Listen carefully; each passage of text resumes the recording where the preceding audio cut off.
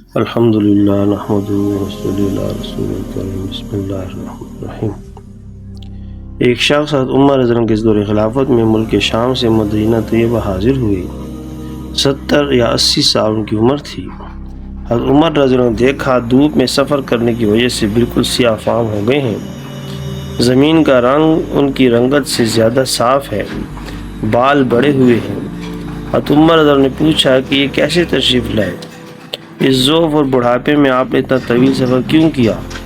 بڑے میں نے کہا اتحیات سیکھنے کے لیے آیا ہوں۔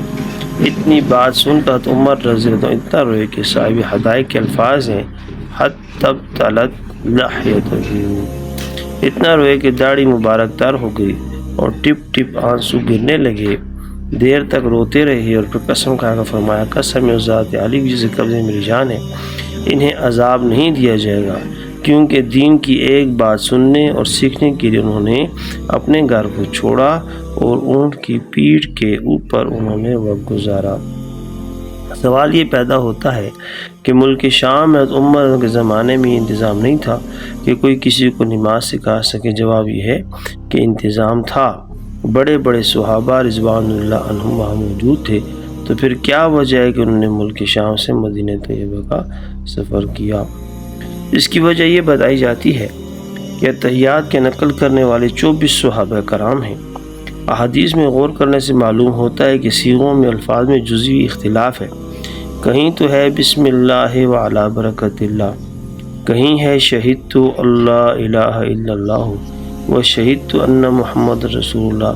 غرض کہ عبداللہ ابن عباس رضی اللہ عنہ کی اتحیات اور ہے، حضرت عائشہ رضی اللہ عنہ کی اتحیات اور ہے، جابر رضی اللہ عنہ کی اتحیات اور ہے، عبداللہ ابن مسعود رضی اللہ عنہ کی اتحیات اور ہے۔ اس طرح 24 صحابہ اتحیات نقل کرنے والے ہیں، لیکن ہمارے امام ابو حنیفہ رحمۃ اللہ علیہ نے حضرت ابن مسعود رضی اللہ عنہ والی اتحیات اختیار فرمائی ہے اور ترجیح کی 22 وجوہات شرائع حدیث نے بیان فرمائی ہیں۔ عنایہ فتح القدیر فقہ کی مختلف کتابوں میں ان وجوہات کی تفصیل بیان کی گئی ہے۔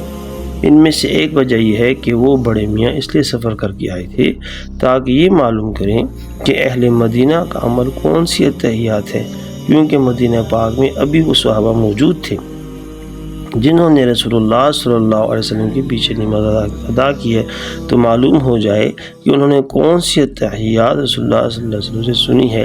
یہ سفر اس لیے کیا۔ جزاک اللہ خیر۔